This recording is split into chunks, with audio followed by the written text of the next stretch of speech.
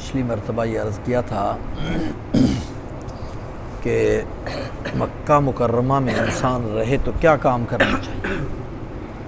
اب مدینہ منورہ میں جب انسان پہنچے تو وہاں کون سے اعمال کرنے چاہیے۔ سب سے پہلی بات یہ کہ یہ بھی حرم ہے، مدینہ منورہ کو بھی اللہ تبارک و تعالیٰ نے حرم قرار دیا ہے، حدود حرم ہے، اس کے بھی آداب ہیں۔ اس کے آداب کا بھی پہلے سے انسان کو خیال کرنا چاہیے، احساس کرنا چاہیے کہ میں حدود حرم میں داخل ہو رہا ہوں، اس لیے جو آداب، جو احترام، جو عظمت اس کی ہے میں اس کا خیال کروں۔ پہلے سے ذہن میں ہوگا تو انشاءاللہ انسان ان کا خیال رکھ کے آداب کا لحاظ کر لے گا۔ خدا نخواستہ پہلے سے احساس نہ ہو تو پھر اس کا احساس نہیں ہوتا ہے۔ دوسری بات یہ کہ جب مدینہ منورہ میں جا رہا ہے تو ہم نے پہلے عرض کیا کہ آقا دو عالم صلی اللہ علیہ وسلم کی زیارت کے لیے جا رہا ہے، اور وہاں جب بڑوں کے پاس جائے تو کوئی ہدیہ لے کے جانا چاہیے۔ اس کے لیے میں نے عرض کیا تھا کہ قرآن کریم کی کچھ تلاوت ہو، ایک قرآن کریم کم از کم پورا ہو، درود شریف زیادہ سے زیادہ پڑھا ہوا ہو، کم از کم 10,000 دفعہ، اسی طرح سورہ کوثر وہ تلاوت کی ہوئی ہو، اور کچھ صدقہ خیرات کیا ہوا ہو۔ اس کا آقا دو عالم صلی اللہ علیہ وسلم کی خدمت میں ہدیہ اور عقیدہ، یعنی ہدیہ آقا دو عالم صلی اللہ علیہ وسلم کی خدمت میں پیش کرے۔ پھر مدینہ منورہ میں رہتے ہوئے انسان کو یہ خیال کرنا چاہیے کہ میں اللہ کے رسول صلی اللہ علیہ وسلم کے پڑوس میں رہ رہا ہوں، اس کے آداب اور آقا دو عالم صلی اللہ علیہ وسلم کا ادب اور احترام جو ہے اس کا خیال کرنا چاہیے۔ پھر خاص طور پہ اگر مسجد نبوی شریف میں بیٹھا ہے تو وہاں تو صورتحال یہ ہے کہ یہ احساس ہونا چاہیے کہ میں آقا دو عالم صلی اللہ علیہ وسلم کی مجلس میں ہوں، آپ کی صحبت میں ہوں، آپ کی مجلس میں ہوں، تو ان آداب کے ساتھ، اس احترام کے ساتھ، اس وقار اور عزت کے ساتھ وہاں وقت گزارنا چاہیے۔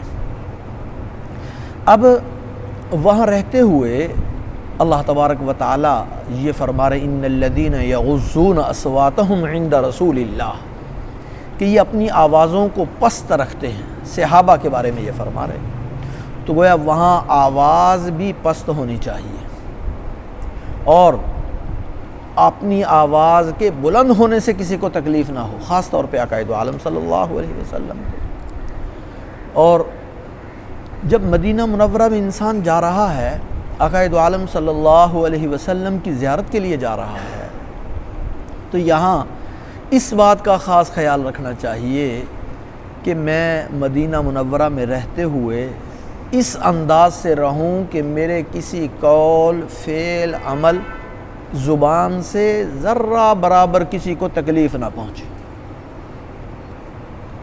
اپنی کسی حرکت سے کسی دوسرے مسلمان کو ذرہ برابر تکلیف نہ پہنچنے دے، اس کا خاص خیال کرے، اس کا خاص اہتمام کرے۔ پھر ایک اور چیز جو سب سے اہم ہے وہ یہ مدینہ منورہ میں رہتے ہوئے یہ کوشش کرنی چاہیے کہ میں اپنی زندگی کا ہر کام اللہ کے رسول صلی اللہ علیہ وسلم کی سنت کے مطابق کروں۔ مسجد میں داخل ہو رہا ہے، مسجد سے نکل رہا ہے، بیت الخلاء میں جا رہا ہے، بیت الخلاء سے نکل رہا ہے، کھانا کھانے کی ضرورت ہے، پینے کی ضرورت ہے، کسی بھی طرح سے بازار جانے کی ضرورت ہے، زندگی کا کوئی مشغلہ، کوئی کام وہاں رہتے ہوئے کر رہا ہے، تو سب سے زیادہ اس بات کا اہتمام ہو کہ میں اتباع سنت کے ساتھ یہ کام کروں۔ اگر یہ کام کریں گے اس سے آقا دو عالم صلی اللہ علیہ وسلم خوش ہوں گے۔ بلکہ اگر یہ نیت کر لے کہ آئندہ زندگی بھر میں اپنی ساری زندگی کے کام ظاہری اور باطنی سارے کام اللہ کے رسول صلی اللہ علیہ وسلم کی سنت کے مطابق کروں گا۔ اگر یہ دولت مل جائے تو یہ بہت بڑا انعام ہے، بہت بڑی نعمت ہے، بہت بڑا اللہ کا فضل ہے۔